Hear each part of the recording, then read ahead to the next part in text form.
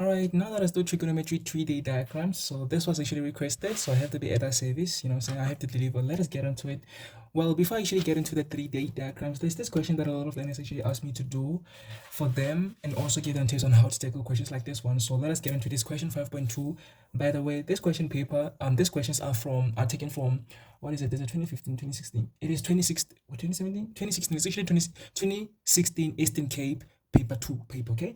Right, so this was question 5, and it had said, if cos 26, this is a question that was just requested by a lot of learners. This is not actually supposed to be in this video. In this video, I'm supposed to do 3D diagrams, but this is a question that I also want to include in this video because I think that this video is going to be too short, okay? So I have to also include this video just for the sake of it. So learners who should ask me regarding this are going to watch this solution in this video, right? So yeah, if cos 26 is equal to r, determine the following in terms of r in its simplest form. So we have 5.2.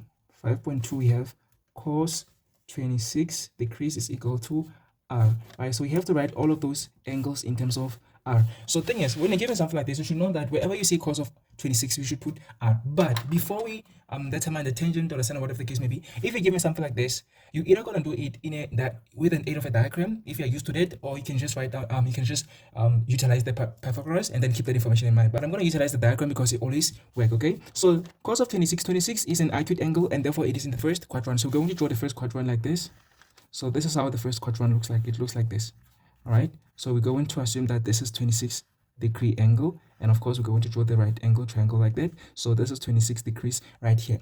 So cos of 26 degrees is equal to r over 1 because it's just r. So r is equal to r over 1. So the fact is r over 1. When you're dealing with the Cartesian plane, we have the y-axis and the x-axis. So all the vertical values, we refer to them as y, and all the horizontal values we refer to them as x. Since this is in the first quadrant, both x and y are positive. So cos is it is adjacent over hypotenuse. So hypotenuse is always r, which is the radius or whatever the case, like whatever that you want to call it. So in terms of the angle 26 degrees, x is adjacent. Therefore, we say adjacent, which is x, over the hypotenuse, which is r. Therefore, the cos of 26 in this diagram, the cos of 26 utilizing this diagram is equal to x, which is adjacent, over r, which is hypotenuse. But we know that cos of 26 is equal to r over 1. Therefore, we actually say r over 1. It means that x is r and r is 1. These two r's here, they're not the same. This is just an r representing any variable. It can be a, b, c, or whatever the alphabet, right? But this one is specifically for the hypotenuse or the radius. So this means that x is equal to r and r is equal to 1, okay? But what about y? We don't have the y, so we're going to determine the y utilizing the Pythagoras theorem. So let us calculate what y is. We know that x is r and r is 1, so we're going to find y by saying y squared plus x squared is equal to r squared. This is paper 2, so for every statement that we make, we must provide a reason for that. So the reason we say y squared plus x squared is equal to r squared is Pythagoras theorem. So I'm just going to write p Theo. So this means Pythagoras theorem, okay? I don't have enough space. So I'm going to be like y squared is plus x squared, which is, we said x is r, so r then squared is equal to r, which we said it's 1, so 1 squared. So we have y squared plus r squared is equal to 1. So we're going to take r squared to the left, to the right hand side. It's going to become negative. Negative. So we're going to be like 1 minus r squared. So we're looking for y. We're going to be like y is equal to the square root of 1 minus r squared. But this square root is going to be positive or negative. It is going to be positive because y is positive in the first quadrant. Okay, so the fact that we're going to be the square root, we're going to be the square root of plus or minus, right? But we're going to choose the positive y value because y is positive in the first quadrant. So the final answer is going to be positive square root of 1 minus r squared. So therefore, y is equal to the square root of 1 minus r squared. X is equal to r is equal to 1, and y is equal to the square root of 1 minus r squared. Now that we have x, r, and y, we can determine the tangent, and the sine as well, okay? Right. Please note that wherever you see cos of 26, we're going to put r, which is r over 1, right? So let us get into 5.2.1. So 5.2.1 says, determine cos of 52. So cos of 52, what is it equal to? 52 is a double of 26. Therefore, this must be a double angle. We have to make sure that we relate the angles that we have in terms of 26. So 52 is a double of 26. Therefore, we can actually write this as cos 2 times 26. So this is a double angle of a cos. So when you go to the back of the paper or in the formula sheet, you're going to know you're going to find out what the double angle of a cos is. They have a double angle of a cos has 3 options. So it has 2 cos squared 26 degrees minus 1. It also has 1 minus 2 sine squared 26 degrees. It also has cos squared 26 degrees minus sine squared 26 degrees. But we want to make sure that we write this in the simplest form, so we're going to choose the one that is closest to cos of 26, which is this one here, because the sine 26 we have to actually go the long way. Okay, so these ones that have sine 26 degrees, we're going to not choose them. We can also choose them and get the same answer, but we want to make sure that we don't actually have the longest answer, because it's also just 3 marks, right? So we're going to choose this one. You are also welcome to choose the other ones, but they're going to take longer to find the correct answer. Okay, so we're going to choose 2 cos squared x, cos squared 26 degrees minus 1. So let us go with that option of the double angle of the cos. So we're going to write it as 2 cos squared 26 degrees minus 1. So we know that cos of 26 degrees is equal to r, and cos squared 26 is going to be r squared. So we're going to have 2r squared minus 1. So this is the final answer because it's written in terms of r. They said we should actually write in terms of r. So this is in terms of r because it has r. So therefore, cos of 52 degrees is equal to 2r squared minus 1 when cos of 26 is equal to r. I hope that you get it. Right, now let us go to 5.2.2. which is, I think, the one that a lot of learners actually asked me to do this because of, okay? Right, so they're asking us for tangent of 71 in terms of r. So we have tangent of 71 degrees, so they want us to write it in terms of r. So this type of questions actually have a lot of different ways in which you can actually express the 71 degrees with. Right, so 71 is too far from 26. It is not a factor, it's not a multiple of 26. It has no relation at all with 26, right? So we're going to have to find, if there's something like that, for example, we have 71 degrees and 26, which are not relatable. They do not relate at all. We're going to have to utilize special angles to help us to relate this 71 degrees to 26. Remember that we have the special angles that are 0 degrees, 30 degrees, 45 degrees, 60 degrees, and 90 degrees. So we have 5 special angles. So we're going to have to utilize one of these special angles to help us to relate 71 degrees to 26 degrees. So if we utilize 0 degrees, we're going to have to say tangent of 0 degrees plus 71 degrees. And that is not going to help us at all because 0 degrees is just 0, right? So let us try another one. So the tangent of 30 degrees. So if it's in 30 degrees, we need to minus 4 degrees for each, well, not actually 4. We have to add, because we're talking about 71, we have to add 41. So of course we have tangent of 30 degrees. It can actually help us, but the problem is again 41. So 41 is still going to give us the same problem as 71 is giving us right now. So therefore we cannot utilize the special angle 30 and 0 degrees. What about 45? Let us check 45. So for 45 degrees, we're going to have to add, for it to actually, wait, this is a plus. This is a plus here, I'm so sorry, okay?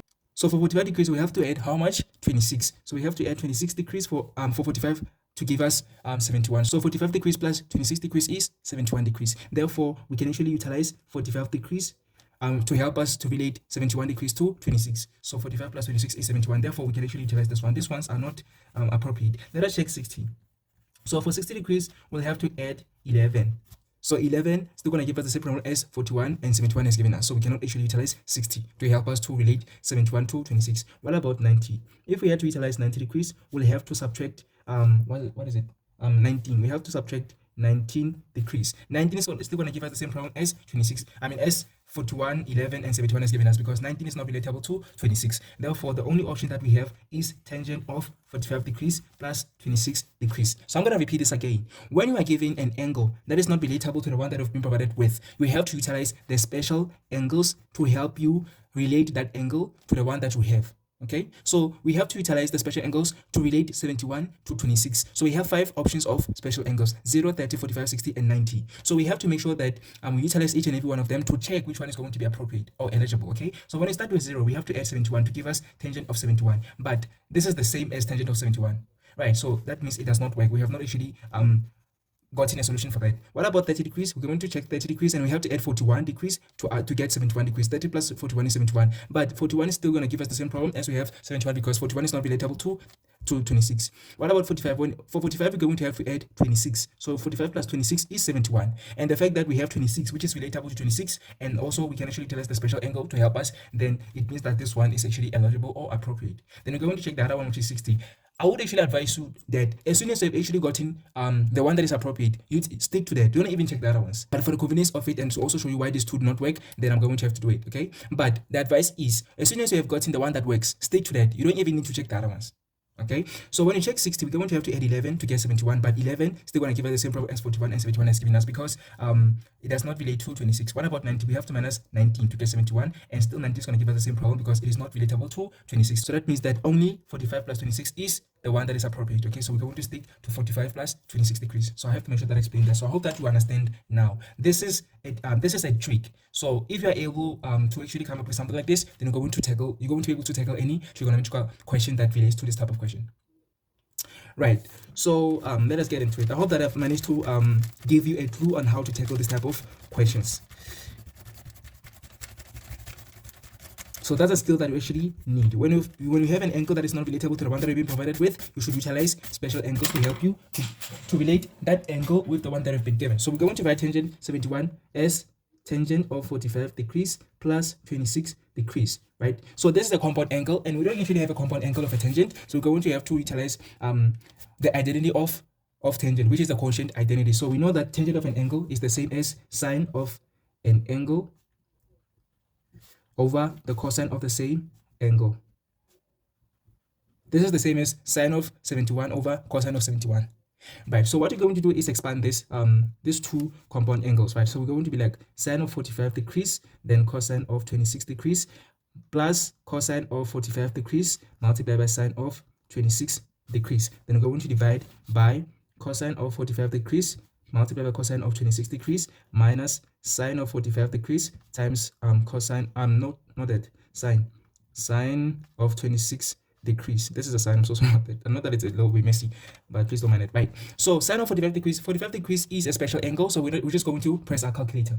Right, so sine of 45 degrees is root 2 over 2. So we have root 2 over 2. Then we have cos of 26. What is cos of 26 degrees? It is equal to r. So this is square root of 2 over 2 multiplied by r. Then plus cos of 45 degrees is the same as sine of 45 degrees, and they're both equal to root 2 over 2. But what is sine of 26 degrees? Sine of 26 degrees is going to be opposite over hypotenuse. So opposite is y. So we said that y is equal to root of 1 minus r squared. Therefore, this is going to be equal to root of 1 minus r squared, which is y over r. So we said r is equal to 1. So this is going to be root of 1 minus r squared over 1. So this is the same as y over r, which is opposite over hypotenuse, right? So all of this divided by cos of 45, which is still root 2 over 2. Then what is cos of 26? It is r. Then we're going to be like minus sine 45 is root 2 over 2, then multiply by sine of 26, right? So sine of 26 is equal to root 1 minus r squared, then over 1. So this is what we have, right? So let us take root 2 over 2 out as a common factor on top. So we're going to be like root 2 over 2, then we're going to be like r plus. Why are we taking root 2 over 2 out as a common factor? Because it is common on both of these terms. And the same applies to the denominator. Root 2 over 2 is still the common factor. So we're going to be like r plus root, the square root of 1 minus r squared over 1 is the same as the square root of 1 minus r squared. Okay, so we're going to be like that over, then of course here root 2 over 2 is also common, so we're going to take it out as a common factor. And then we're going to have r minus, then square root of 1 minus r squared over 1 is still equal to 1 minus square root of 1 minus r squared. Right, so square root of 2 over 2 is going to cancel the square root of 2 over 2. Let me actually shift my camera a little bit down so that we can be able to see. All right, so after cancelling, or after this 2 has cancelled, we're going to only be left with r plus the root of 1 minus r squared over r plus the root of 1 minus r squared. Actually, this is a minus. I'm so sorry. This is a minus right there. So this is the final answer because it's in terms of r. Okay, so the final answer is r plus square root of 1 minus r squared over r minus the square root of 1 minus r squared. So let me actually write it neatly. So it's r plus the root of 1 minus r squared over r minus the root of 1 minus r squared. So this whole thing is equal to tangent of 71 degrees. And this is how we get our 6 marks. So I hope that this was helpful. I'm going to do the trigonometrical 3D in the next video because I don't want this video to be too long. But I hope that this was actually a helpful video. So I'll see you in the next one.